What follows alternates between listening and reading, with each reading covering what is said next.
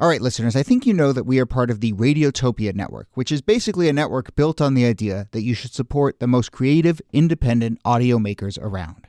No one, and I mean no one, embodies the Radiotopia ethos more than Benjamin Walker and his show Theory of Everything. Benjamin, who I've known for a long time, has been making beautiful, personal, sprawling audio documentaries for decades that help us understand the very strange world we live in. And now he has a new series called Not All Propaganda is Art. The new series goes back to the 1950s when Western security agencies like the CIA paid artists, writers, and intellectuals to fight the cultural Cold War. The CIA funds were free. I mean, no one was told what to say. Gloria Steinem, activist who sees the CIA as a sort of enlightened pal or rich uncle, there is another viewpoint. Look, if you're listening to this show, I know you like secret histories. I know you like a mix of culture and politics and shadowy figures. So what are you waiting for? Not All Propaganda is Art from Benjamin Walker. You can find it now wherever you listen or at theoryofeverythingpodcast.com. Support for This Day in Esoteric Political History comes from Odoo. What is Odoo? Well, Odoo is an all-in-one management software with apps for every business need. Odoo has apps for CRM, accounting, sales, HR, inventory, manufacturing, and everything in between. And they're all in one easy-to-use software. And the best part about Odoo? All Odoo apps are integrated, helping you get things done faster and more efficiently. So, when you think about business, think Odoo. To learn more, visit odoo.com/thisday. That's odoo.com/thisday. Hello and welcome to This Day in Esoteric Political History from Radiotopia. My name is Jody Avergan. This day, September 12th, 1857, the SS Central America, also known as the Ship of Gold, sank in a hurricane off the coast of Charleston, South Carolina. 425 of the 578 passengers and crew aboard perished. Some 30,000 pounds of gold sank to the bottom of the ocean. Now, listeners, before you stop this podcast and go jump in a dinghy and try and go find that gold, you should know that it was actually found, most of it, not that long ago, in 1988, which is a saga of its own, which we will get into. But back in 1857, this gold was headed to the East Coast from California, where there was, as you may know, a gold rush. And the fact that it didn't make it to the East Coast may have caused the financial panic of 1857, which may have destabilized the northern economy, which may have forestalled the split between North and South, which may have extended slavery. It is all connected. It is all very interesting, and we will get into it all with, as always, Nicole Hammer of Columbia and Kelly Carter Jackson of Wellesley. Hello there. Hi. Hey there. I love this thread that you can pull on and find all these other things, but what's going on the night of September 9th, 10th, 11th, Kelly? Yeah, so we should say that, okay, let me just back up by saying that, so I'm all into the Titanic, right? I'm all into sinking ships. But I think that subspecialty. I'm fascinated by it. But on this particular ship, it's just so interesting because, one, the typical technology that we think, or even accommodations that we think that come with certain ships, are just getting there in the 1850s. So it's not incredibly comfortable being on a ship for an incredibly long period of time. Then you throw a hurricane their way with 105 miles per hour winds on the heavy seas. The boat is taking on water. People are terrified. It's men, women, and children on this ship. And they're being tossed and turned for days before the ship actually sinks. So you can imagine the chaos, the panic that people have. The lifeboats aren't that great, so even if you can get onto a lifeboat, it doesn't necessarily mean that you are in a safer position. But I think that this sinking really takes people by storm, because I think this is no pun intended with that. I got that. Takes people by storm because this is the first major sinking of a ship that we don't really think about the sinking of ships until you get to the Titanic in the 20th century. Right. So that's sort of the setup for that. Yeah. And one of the deadliest. And the thing is, it's so, honestly, it's surprising how well they did given the conditions. It's not like you have Doppler radar that's tracking this hurricane, or that you have phones on the boat or radio on the boat where you can call for help. And so the fact that they're caught in this hurricane, it shreds the sails of the boat. They put together bucket brigades to take the water off as it starts taking water on, that they're able to hang out in the middle of a hurricane for several days, and that there are ships nearby that are able to come to the rescue and to save, more than 100 people from this boat that is destined for the bottom of the ocean is actually kind of a miracle in and of itself. Yeah. And we should talk about the fact that the ship is even off the east coast of the United States. That's notable because ships could travel from the west coast down to Panama. And they actually take a ship from the California to Panama and they switch ships. So the SS Central America is actually going from just that leg from Panama up. But, this is really when we start to get this.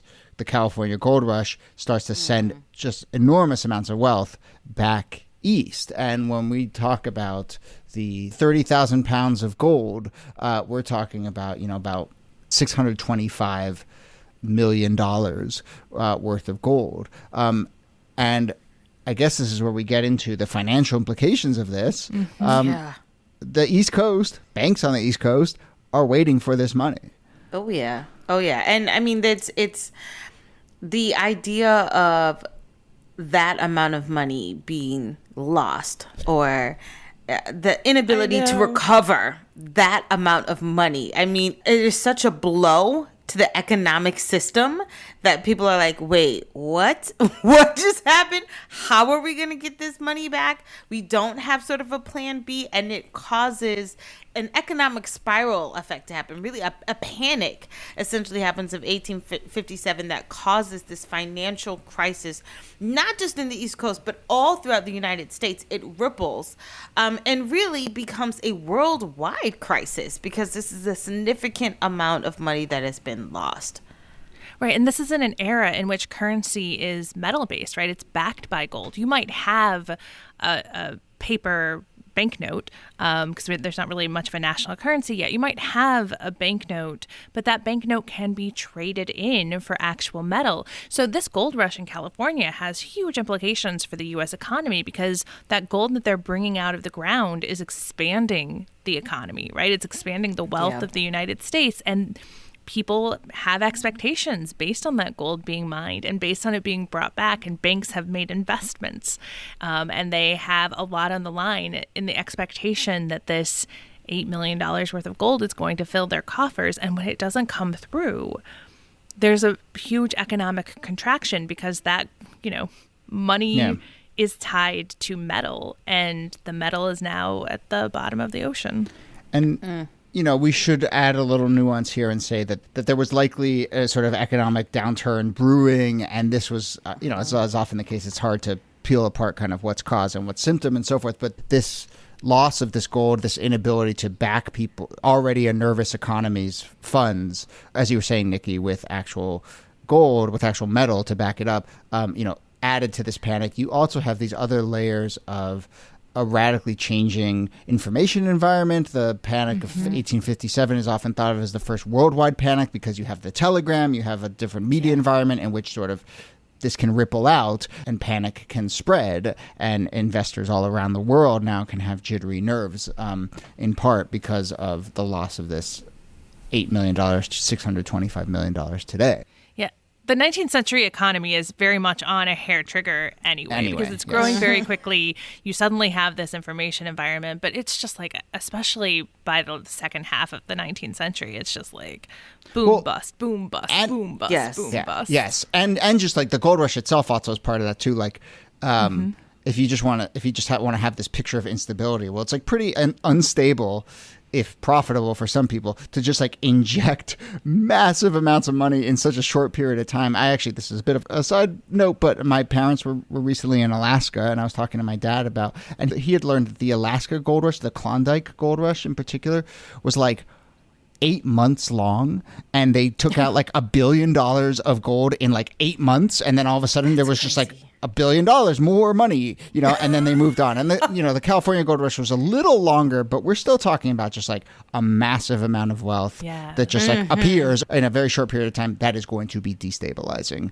In the way we're describing. And you have to imagine that this is also like an intense period politically with in the antebellum moment. What are two things going on? Yes, in which the South is like, oh, so you need our money. Like, I mean, the South sort of uses this economically as a way to hold influence over the North and to prove that Northern economies really need chattel slavery and Southern slavery in order to keep the economy going. But wait, the North-South divide was not about economics or slavery. No, I'm joking. It's about tariffs. Come on. This is about a moral issue. But so that's really fascinating, because I think, are you saying like this sort of heightened this divide between, okay, we have a Northern economy based on financial instruments, to use a more modern term, and we have a Southern economy based on the crop. And this points out, oh, wait, you know what? Our stability built through slavery is something you may want to think twice about. Yeah, our dependence upon our need in order to have economic stability comes through the institution of slavery. And so, I mean, all of this begins to spiral 4 years after this when you get the start of the Civil War. But like, I think it's just important to really highlight that all of this is connected. These are not just political tensions over states' rights. These are economic tensions over who gets to hold sort of the monopoly when it comes to the cash, comes to cash crops, and comes to how the United States prioritizes its wealth and what generates its wealth. So, I mean, is there an argument here that the sinking of this ship, it forestalls the Civil War, or it potentially extends slavery by a few more years? I mean, what are we saying? I mean, here? The boat was heavy enough without all that extra weight loaded onto it.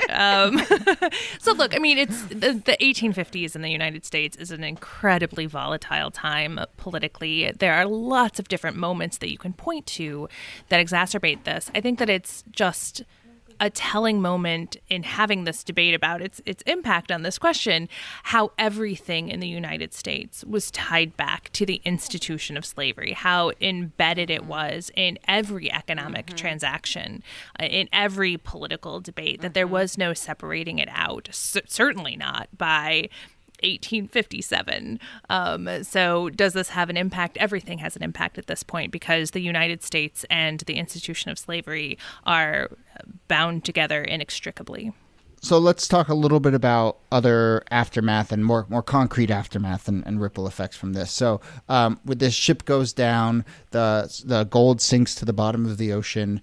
The captain of this ship, Commander William Lewis Herndon, he dies in this sinking. That name, Herndon, might actually ring a bell for some folks. There's a town of Herndon, Virginia. There is a couple Navy ships. The USS Herndon is named in his honor. And he has a daughter who is at the time engaged. Her fiance consoles her upon the death of her father. He is named Chester Arthur and will go on to become president of the United States in 1881. So there you go. It's crazy. It's all connected. It's wild. And this gold at the bottom of the ocean. Oh. The ship is basically not found for a long, long time, more than a century. And in September of 1988, a expedition led by a man named Tommy Gregory Thompson, the Columbia America Discovery Group, finally sort of finds the location of this and recovers about $150 million worth of gold.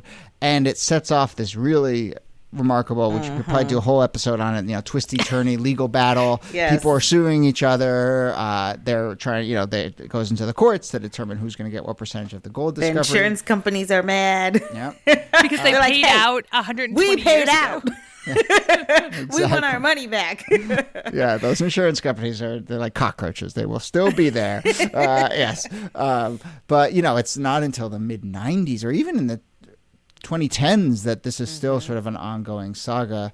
And then I guess in 2018, a jury awarded investors about $20 million in compensatory damages. This guy Thompson, is an interesting character. And he's in prison now, right? Because he's in prison because the court ordered him to turn over some of the coins and he wouldn't do it. And so he was held in contempt. He was sentenced to 2 years in prison, but they were like, no, you still haven't turned over the coins, so you're still in contempt. So he's been in prison for almost 6 years now because he won't tell him where the gold is. It's very piratical. That is wild. It's wild. It's an amazing story. One other tidbit of the story that caught my eye, and I think people who have followed me from 538 will appreciate me pointing out that they used Bayesian statistical modeling to find this ship, Bayesian theory, which I won't fully try to explain here, but basically, you start with a best guess, you start with your biases, and you infer where you think it's going to be. But it is actually something, Bayesian statistics is something that people use to, for instance, forecast elections, but it's actually apparently very effective for finding lost ships and the rise of Bayesian statistical analysis. Yes. I believe in 1988, there was a 34% chance that they would find this ship. And lo and behold, those things happen every once in a while.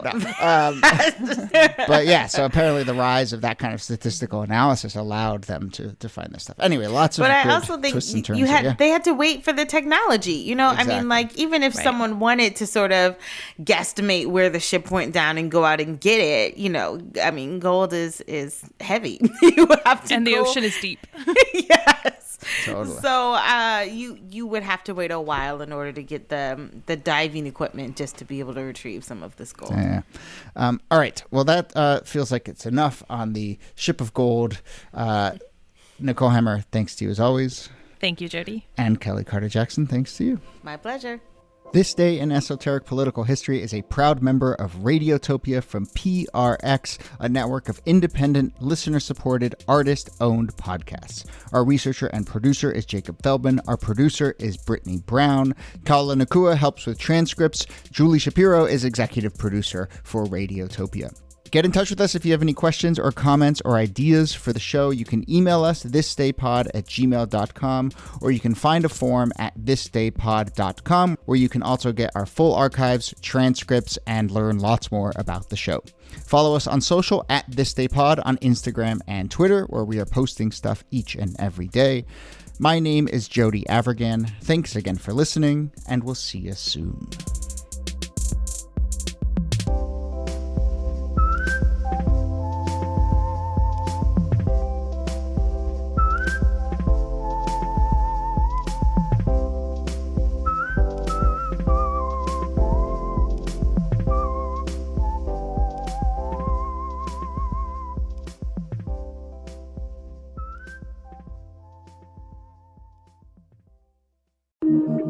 Radiotopia.